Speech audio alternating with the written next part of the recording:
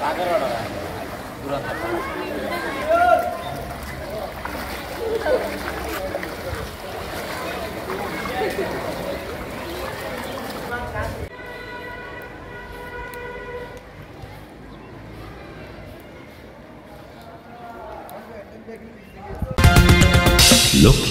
24 বিশ্বজুড়ে লক্ষ্মীপুর।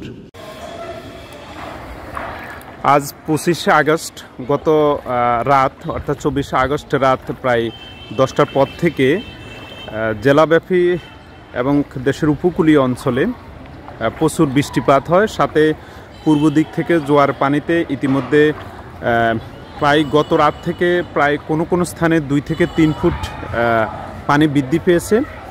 পাশাপাশি জোয়ার অব্যাহত রয়েছে। এটা সত্ত্বেও লক্ষ্মীপুর জেলার ইতিমধ্যে আমরা খবর পেয়েছি প্রায় 80 ভাগ এলাকায় পানি প্রবেশ করেছে।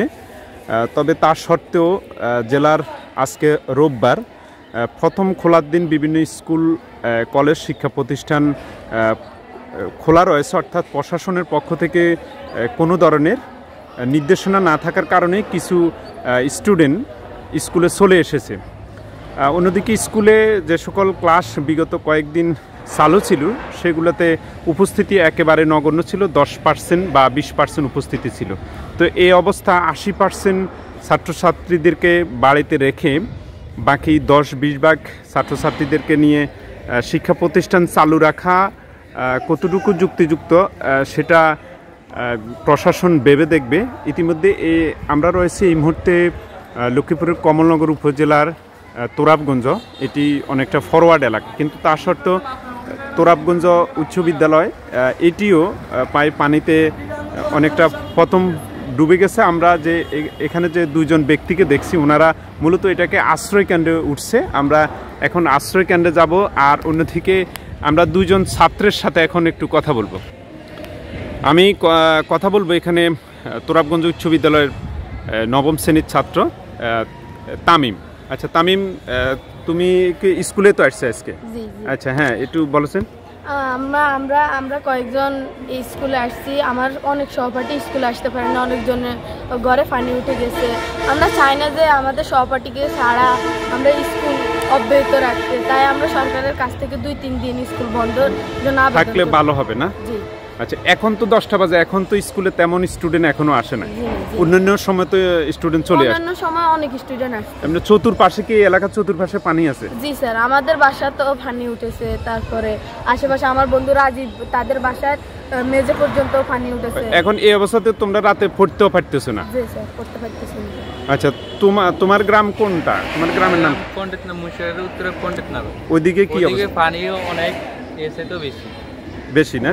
তো এখন ছাত্রছাত্রী কি স্কুলে আসতে পারে কিনা? জি না, এখন ছাত্রছাত্রী স্কুলে আসতে পারতেছে না। আচ্ছা, আমরা একজন ত্রাণ কর্মী ছাত্র, এটা একটা আশ্রয় কেন্দ্র থেকে আসতেছে। ভাই, এখানে কয়জন পরিবার আশ্রয় নিয়েছে? এখানে প্রায় এখন 500 জন নিচে, এখন বাকি আসতেছে। আপনার এখন ব্যবস্থা করা হচ্ছে, চেয়ার টেবিল দিয়ে থাকার ব্যবস্থা। আচ্ছা, এগুলা কোথায় থেকে আসতেছে? এরা তো তোরাবগঞ্জ, এখানে কি এটা কোন এলাকা থেকে আসতেছে এরা? এগুলা বিভিন্ন আপনার কেন্দ্রীয়, যেমন পানি বাড়ি গেছে বিভিন্ন জায়গায়, ওগুলা থেকে আসতে শুরু করছে। জি জি।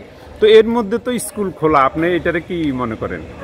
স্কুল এখন আপাতত বৃষ্টির আবহাওয়া দেখে বিবেচনা করা হবে ইনশাআল্লাহ। মানে বিবেচনা করা উচিত।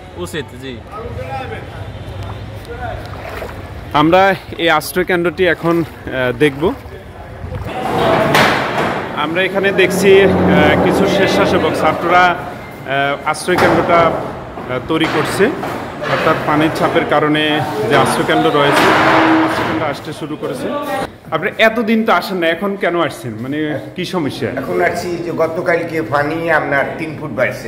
আমার ঘর বেড়িতে হাঁটু পর্যন্ত পানি, 2টা ঘর, দুটা ঘর, আমার মেয়ের ঘর, আমার ছেলের ঘর। কি এটা কি বৃষ্টির পানিতে? বৃষ্টির পানিতে এই রাত থেকে? হ্যাঁ। আপনারা আসছেন কখন? আমরা আসছি কত ঘন্টা খানি বেশি, 1 ঘন্টা হয়েছে। এখানে মোট কটা আছে?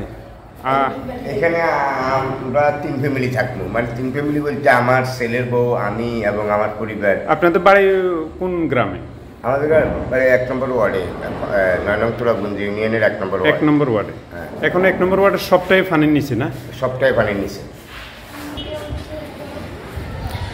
আমরা আবারও আপনাদেরকে জানিয়ে রাখি, গত 24 আগস্ট তারিখ রাতে এর আগে অর্থাৎ বৃহস্পতিবার থেকে শুক্রবার এমনকি শনিবার পর্যন্ত বৃষ্টিপাত তেমন ছিল না, আকাশে রোদ ছিল, যার কারণে মোটামুটি কিছু পানি নেমে এসেছে। কিন্তু এরপরে গতকালকে অর্থাৎ শনিবার রাত 10টার পর থেকে একেবারে ভোর পর্যন্ত প্রচুর বৃষ্টিপাত হয়েছে লক্ষ্মীপুর জেলা জুড়ে, এমনকি সারা বাংলাদেশ জুড়ে, যার কারণে পানির পরিমাণ প্রায় 2 থেকে 3 ফুট অন্যান্য দিনের তুলনায় বেড়ে গেছে।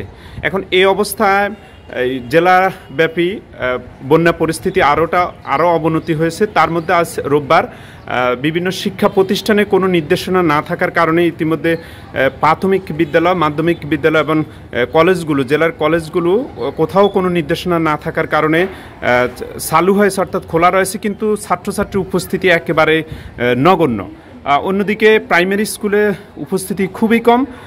এই অবস্থার শিক্ষক এবং ছাত্রছাত্রী বা অভিভাবকদের পক্ষ থেকে জানানো হচ্ছে যে তাদের শিক্ষার্থীর নিরাপত্তার জন্য অন্তত লক্ষ্মীপুর জেলা প্রশাসকের পক্ষ থেকে বিশেষ নির্দেশনায় 2 থেকে 3 দিন শিক্ষা প্রতিষ্ঠানগুলো বন্ধ রাখা উচিত। তাছাড়া অনেক শিক্ষা প্রতিষ্ঠান ইতিমধ্যে আশ্রয়কেন্দ্রে পরিণত হয়েছে। আমরা যেই শিক্ষা প্রতিষ্ঠান রয়েছে সেটি একদিকে আজকে ক্লাস খোলা, অন্যদিকে আশ্রয়কেন্দ্রের লোকজন আসতে শুরু করেছে। ইতিমধ্যে প্রায় 6টি পরিবার এখানে আশ্রয় নিয়েছে।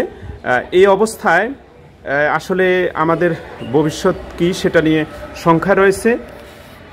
তো আমি এই মুহূর্তে আজকের সকালের এই আপডেটটা দিচ্ছি। অন্যদিকে সবাইকে জানিয়ে রাখি, লক্ষ্মীপুর জেলাব্যাপী বন্যার পরিস্থিতি একেবারে অবনতির দিকে যাচ্ছে। ইতিমধ্যে জেলার প্রায় 80% এলাকা পানিতে প্লাবিত হয়েছে এবং ক্রমান্বয়ে পূর্বাঞ্চল এবং উত্তরাঞ্চলে পানি প্রবাহ বৃদ্ধি পাচ্ছে।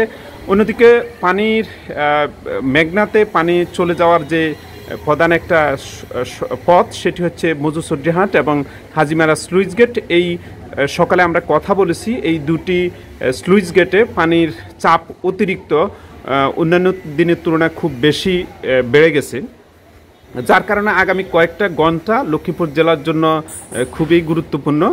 তো এই পর্যায়ে এই আপডেট জানিয়ে আমরা আজকে অন্য কোথাও থেকে আপনাদেরকে পরবর্তী আপডেট দিব, সেই প্রত্যাশা বিদায়। আল্লাহ হাফেজ।